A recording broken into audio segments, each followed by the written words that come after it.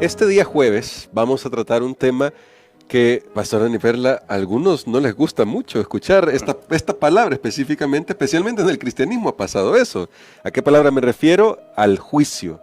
El tema de hoy es el juicio y el carácter de Dios. Pero vamos a descubrir a qué se refiere la Biblia con este tema y por qué en realidad son buenas nuevas para nosotros, porque ya el pastor Dani Perla ayer nos contaba acerca de estas buenas nuevas. Así que hoy vamos a repasar este tema, vamos a reflexionar sobre él y vamos a pedir la dirección de nuestro Dios.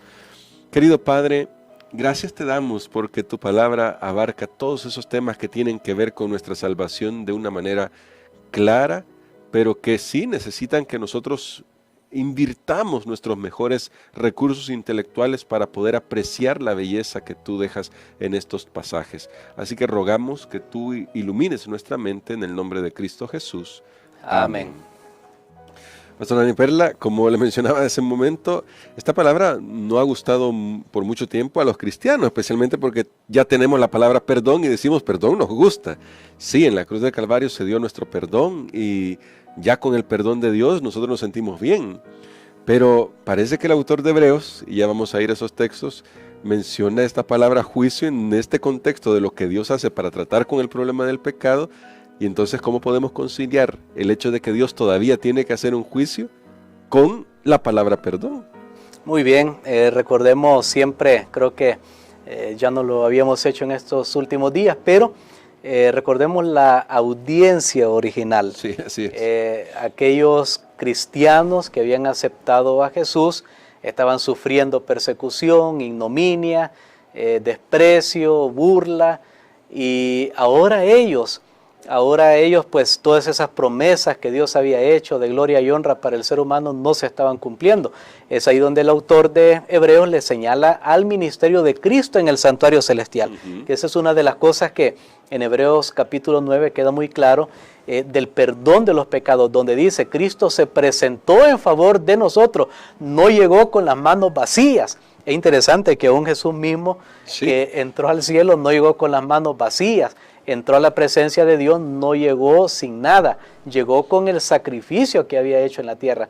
Tal vez aquí una lección de paso, cuando nos presentamos ante Dios, no vayamos con las manos vacías. Amén, amén. Algo tenemos que llevar, hermanos, algo tenemos que llevar. A veces será nuestras alabanzas, nuestros cantos, nuestras ofrendas, etcétera, porque Jesús mismo no se presentó con las manos vacías ante Dios. Pero ahí el apóstol les recuerda, y lo leímos ayer, que entre ese ministerio de Cristo hasta la segunda venida, porque recuerdan, Hebreos capítulo 9, 28 terminaba con los que están esperando su venida. Así es. Entonces, en ese ministerio de Cristo ahora, en el santuario celestial, entre ese ministerio y su segunda venida, hay algo en medio, que es el juicio. Ahora, ¿para qué? Si ayer estudiamos, y puede regresar aquí en las redes sociales, queda grabado, usted puede regresar a estudiar por qué el santuario en el cielo necesitaba ser purificado, pero ahora nos vamos a concentrar por qué un juicio tiene que ver siempre con el concepto de la purificación. Pero vamos a nuestras Biblias en Hebreos capítulo número 9 y el versículo 27. Que fue el texto que no leímos ayer, por cierto. Muy bien. Pasamos los dos pasajes, 26 y 28, pero ahora vamos a ir al verso 27 y dice: y de la manera que está establecido para los hombres que mueran una sola vez, y después de esto, el juicio. El juicio. Bueno, ahí nos introduce entonces el concepto del juicio después de la muerte. O sea, ¿qué significa? Recordemos, estamos hablando de purificación del santuario. Tal vez tendríamos que hablar un poquito del día de la expiación en el pueblo de Israel, que aquí en el capítulo 9 parece que se alude, yo no puedo asegurarlo, pero sí, si leemos el versículo 25, parece que hay una mención a lo que los judíos pues obviamente llamaban en su idioma el Yom Kippur, o día de la expiación. Por algunas palabras, ¿no? Que dice: y no entró para ofrecerse muchas veces, como entra el sumo sacerdote en el lugar santísimo, cada año con sangre ajena. Esa mención de cada año. Cada año. Entonces, hagamos un repaso, hermano Gerson, breve, qué pasaba en el santuario terrenal. Recordemos que todos los días habían sacrificios, habían ofrendas, la sangre de los animales era puesta en los cuernos del altar, a veces era llevada adentro del santuario en el lugar santo, frente al velo que separaba el lugar santo del Santísimo, ahí era rociada la sangre. Algunos creen que manchaba el velo, otros creen que era frente, que manchaba la tierra, pero bueno, independientemente de esos tecnicismos, sabemos que esa sangre llegaba adentro, ahí en el santuario. Pero una vez al año, entonces había que purificar todo eso, todo eso que había contaminado el santuario. Recordemos que ayer estudiamos que nuestros pecados contaminan el cielo, que las acusaciones de Satanás, Lucifer, antes contaminan el cielo, hay que purificar eso. Muy bien, entonces una vez al año, en Levíticos capítulo 16 nosotros encontramos esta enseñanza extensamente. Así es. Una vez al año se purificaba. ¿Cómo? Bueno, estaban los sacrificios que se hacían normales, por decirlo, el de cada día, pero también había un tipo de ceremonia especial. Era una ceremonia especial. En esa ceremonia había un animal que se le llamaba un macho cabrío, que ese animal, cuando corría la suerte que le tocaba a ese animal, iba a ser la representación de recibir todos los pecados del pueblo. El sacerdote ponía su mano y ese animal era llevado al desierto. O sea, ese animal en un sentido era una representación para nosotros ahora de lo que va a suceder al fin de los tiempos, cuando Satanás sea responsable de todos los pecados. Porque al final es el responsable. Es el responsable, pero también había un animal que obviamente representaba el sacrificio de Cristo Jesús. De esa manera el santuario quedaba purificado y se decía, bueno, ya hubo el perdón de los pecados, que es gracias a la muerte de Cristo en la cruz del Calvario, y ya hubo responsabilización de esos pecados sobre el verdadero causante, que es Satanás. Ahora, en ese día de juicio, ¿cómo tenían que estar las personas? En ese día, en el Yom Kippur, como en el día de la expiación, dice que tenían que afligir sus almas, porque ellos tenían que estar seguros que habían confiado, habían depositado su fe en el sacrificio que representaba a Cristo Jesús. Amén. Ahora,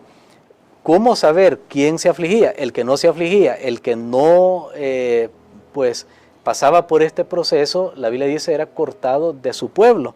Ahora bien, en este momento, hermanos, la palabra de Dios nos dice que Jesús, que está en el santuario celestial, Él está en la última fase de ministración que corresponde al día de la expiación para nosotros. Comenzó en 1844 y en esa última fase, el Señor allá en el cielo está observando a aquellos que de verdad han puesto su fe en Cristo Jesús. Por eso el juicio comienza primeramente por los creyentes, lo que se conoce como el juicio preadvenimiento o el juicio investigador. Pero en este juicio no es para ver, bueno, él es cristiano, voy a ver cuántos pecados cometió. No, este juicio es para ver si mi fe en Cristo Jesús es una fe real y si yo realmente he depositado mi confianza en Él. Por supuesto hay pecado en mi vida, pero yo me he arrepentido y me he perdonado. Entonces hay una constatación, porque recordemos que después de Hebreos 9:27, en el 28 dice que Cristo viene. Entonces, antes que venga, si Él me va a llevar al cielo, Él tiene que saber si mi vida está apta para poder entrar al cielo. Quiere decir, pastor, que este juicio, como usted decía, no es tanto como para decir, mira cuánta la gran lista que tiene de pecados, sino más bien para analizar cómo se resolvió el problema del pecado, que eso se habló la semana pasada, en el corazón de cada creyente, cómo cada corazón fue tocado y transformado por Dios. Y a mí me llama mucho la atención una cita que aparece en Testimonios para la Iglesia, el tomo 5.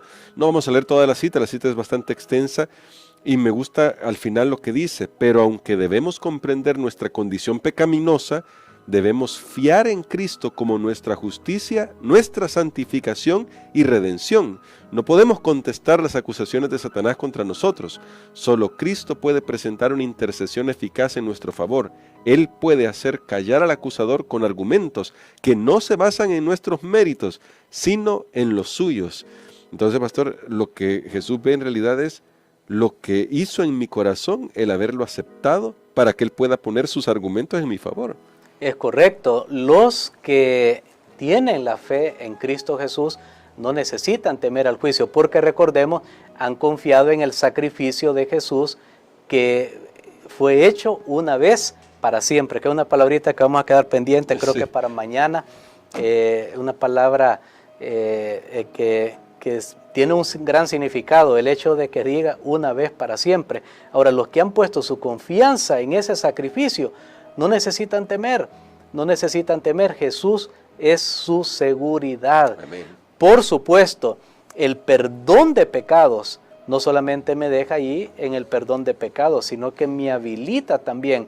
Jesús no solamente perdona mi pecado, sino que también me da las fuerzas para poder vencer ese pecado que continuamente me ha estado afectando. Ahora, esa es la buena nueva y eso es lo que Jesucristo hace en este momento en el santuario celestial. Y gloria a Dios por eso. Hay mucho que agradecer al Señor. Yo creo que, aunque el tema es bastante más abarcante, en el día viernes, en el resumen, podemos tocar todavía algunos otros temas, pastor. Pero creo que podemos también agradecer a Dios hoy porque Él está en nuestro favor en todas las fases de la salvación. Y en esta parte en la que se está llevando a cabo este juicio investigador, Él está trabajando en nuestros corazones para que podamos hacer una entrega completa a Él. Amén. Tenemos que agradecer al Señor y saber que nos vamos a enfrentar un día con el juez. Y sabe que la palabra juicio, antes de orar, yo quiero mencionar esto, no era nueva aquí en la carta a los Hebreos en el capítulo 9, ya lo mencionaba en el capítulo 6 y en el versículo número 2, decía, recuerdan ustedes que hablaba de la doctrina de bautismo, de imposición de los muertos, de la resurrección y del juicio eterno, o sea, no es un tema nuevo, pero lo que me llama la atención es la mención en el capítulo 10 y el versículo 30, tal vez podemos verlo en el 10:30. En el 10:30, bueno, que aquí dice, pues conocemos al que dijo, mía es la venganza, yo daré el pago, dice el Señor, y otra vez, el Señor juzgará a su pueblo. Muy bien, ahí está claramente que el pueblo de Dios será juzgado. Por supuesto, nuestra fe en Cristo es lo que va a marcar la diferencia, pero esa fe en Cristo se va a manifestar en una vida nueva. Amén. Y eso es lo que Dios desea para cada uno de nosotros. Vamos a orar. Padre, en este momento sabemos, Señor, de que tú eres bueno, tú eres maravilloso y que estás tratando con este complejo problema del pecado.